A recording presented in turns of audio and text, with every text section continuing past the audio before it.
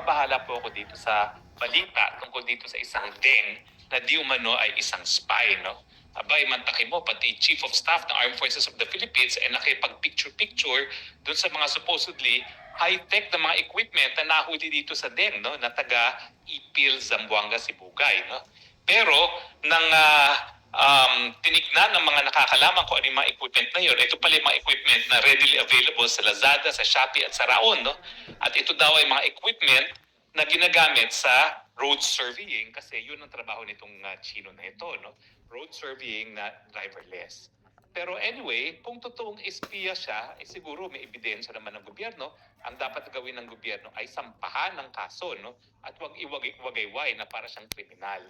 Alam niyo, nababahala ako dito kasi bago siya naakusa, itong si Deng na bilang isang espiya, nagdeklara itong si Secretary of National Defense, Gibo Teodoro, tako, bar top notcher pa naman, na sa batas daw ng China, lahat ng nasyonal ng China ay espiya ng bansa nila. Ano ibig sabihin mo?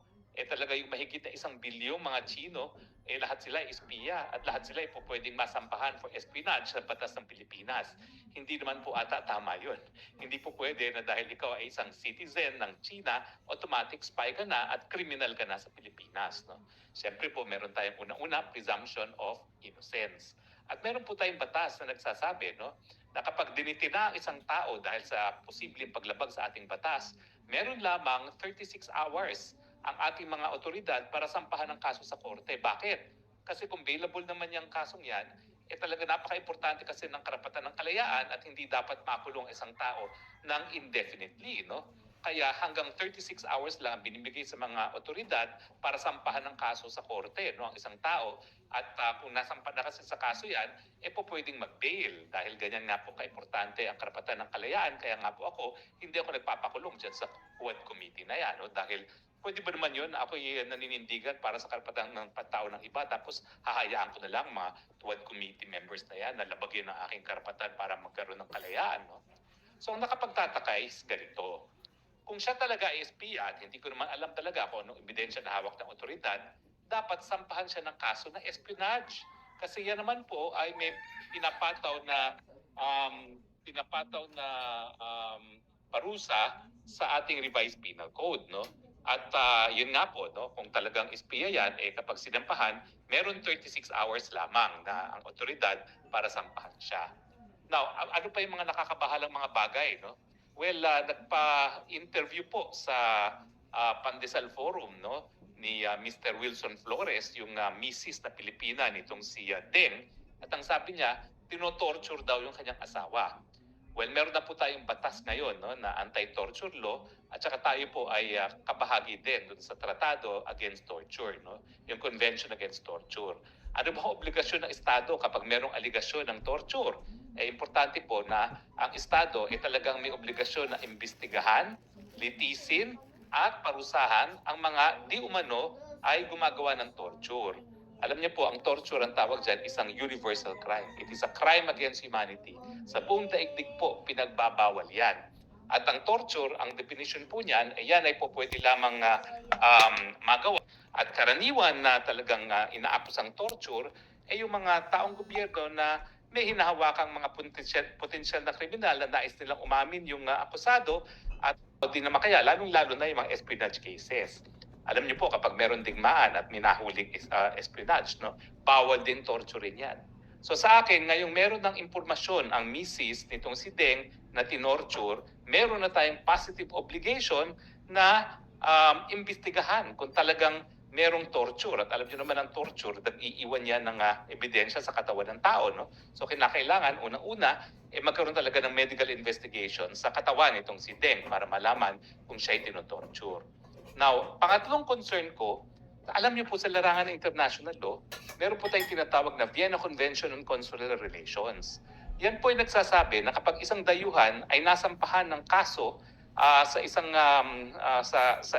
dayuhang bayan, kinakailangan pagbigay alam kaagad sa consular officials, no? Nag-issue po ng statement ang Chinese spokesperson ng Philippine Embassy dito sa Manila na nagsasabi na humihingi daw sila ng karapatan para bisitahin yung kanilang nasyonal, consular visit ng kanilang nasyonal, at hindi ito pinagbigyan ng mga otoridad.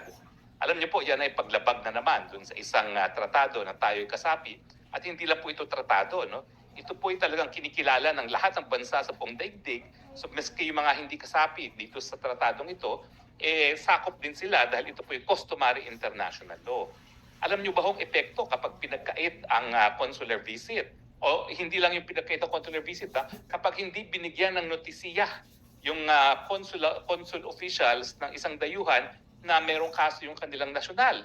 Abay, nagkaroon po ng desisyon ang International Court of Justice, at ang sabi po ng International Court of Justice, yung mga Mexicano po, ito po yung mga kaso ng Avena, yung mga Mexicano na napatunayang sila'y drug traffickers sa Amerika at pinatawan ng death penalty, hindi po pwedeng ipataw ang death penalty sa kanila dahil ang paglabag sa Vienna Convention on Consular Relations, yung obligasyon na magbigay ng notisiya doon sa bansa ng akusado, yan po ay mapapawalang bisa ang lahat ng proceedings laban sa akusado. Mantakin nyo yan. Desisyon ng International Court of Justice, desisyon ng Amerika, pinawalang bisa ng International Court of Justice dahil hindi nga nabigyan ng notice at hindi binigyan kasi ng pagkakataon na bigyan ng consular assistance, including yung abogado at interpreter, no, sa kanilang mga nasyonal, dahil syempre yan ay Chino, baka hindi marunong mag-Ingles or hindi marunong mag-Tagalog. So kapag dinabag po itong consular convention nito, miski mapatunayan pang nagkasala itong si Deng, mapapawalang bisa po yung kanyang conviction pag ito'y dinala sa International Court of Justice. At ito po yung desisyon nga ng Avena, no? Na malinaw, pagamat itong si Avena, isang Mexican national, at marami pa po itong mga ganitong kaso. Ang kauna-unahan lang yung Avena, na sila ay napatawan ng death penalty matapos sa isang full-blown trial sa Amerika. At siguro naman po, alam natin na patas naman ang mga paghihiring sa Amerika, no? Napawalang bisa pa rin. Kasi yun ang epekto na nakalagay, nakasaad dun sa tratado mismo, na kapag hindi binigyan ng pagkakataon na ma-notify at magkaroon ng consular visits, mapapawalang bisa yung conviction. Gusto ba natin kung totoong espiya yan, makakalaya dahil hindi natin binigay yung karapatan ng isang dayuhan under the Vienna Convention on Consular Relations? Malinaw na malinaw po, humihingi na ng pagkakataon ang Chinese Embassy, ang consul nila, para mabisita yung kanilang nasyonal. At yung kanilang embassy na mismo, yung spokesperson nila sa Maynila, ang nagsasabi, tinotorture. So kinakailangan yung positive obligation ng gobyerno na imbestigahan. Alam niyo po, hindi ko alam ang ebidensya. Siguro nga, siya ay espiya. Pero kung ang dahilan ay yung sinabi lamang ni Secretary Gibo na lahat ng Chino sa batas ng China ay espiya ng China, hindi po yan po pwedeng maging dahilan sa conviction dito sa Pilipinas. Bakit po? Naku, panahon pa ng pangalawang pandaigdigang digmaan, yung Yamashita case. Yung sinasabi nila na presumption of guilt ay hindi po pwede po sa ating batas. Malinaw po yung ating saligang batas din na ang presumption is towards innocence. At isa pa po yan yung huling aking punto na ako'y naaabala. Parang pag nagdi-discuss yung mga opisyalis ng gobyerno, palibasa no less than the Chief of Staff of the Armed Forces of the Philippines ay nagparada dito sa Chinong ito na siya ay espiya, parang guilty na. Alam niyo po, ang karapatang pantao, lahat po yan ay para sa mga mamamayan na nasa teritoryo ng isang bansa na kasapi sa International Convention on Civil and Political Rights. So dayuhan nga po sila, pero may karapatan pa rin sila, no, to be presumed innocent. Kasi yan po ay karapatang pagtao na kinikilala sa buong daigdig. At finally, ito ang pinaka nakakaabala ko. Kung hindi natin rerespetuhin yung presumption of innocence ng mga Chino sa Pilipinas, kung hindi natin rerespetuhin yung karapatan nila ayon sa tratado ng International Convention on Consular Relations, kung hindi natin bibigyan ng patas na paglilitis dahil meron na nga ang presumption of guilt, ano na ang mangyayari dun sa mga libo-libong mga Pilipino kapag sila'y naakusan ng krimen sa China, sa mainland China, sa Hong Kong, sa Macau, at sa Taiwan? Paano kung bawian tayo ng China? Dahil sasabihin ng China, kayo, pinagkait nyo ang karapatang pantao ng aming nasyonal. Alam nyo ba sa international law, kapag hindi mo binigay ang karapatan ng isang dayuhan at nagkaroon talaga ng grave injustice, meron pang liability yung Estado mismo doon sa bansa ng tao na ang karapatan ay nalabag. Yan po naman po ay sa near claims na tinatawag, no? Na yung failure ng isang estado na bigyan ng proteksyon yung buhay ng isang dayuhan, no? Sa isang pamamaraan na talagang merong recklessness talaga yung estado.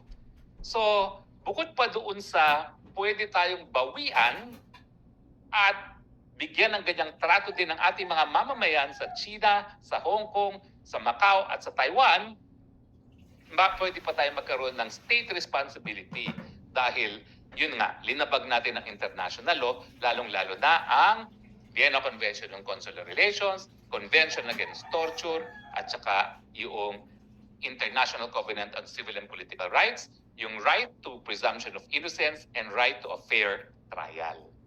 So sa akin naman, golden rule lang yan.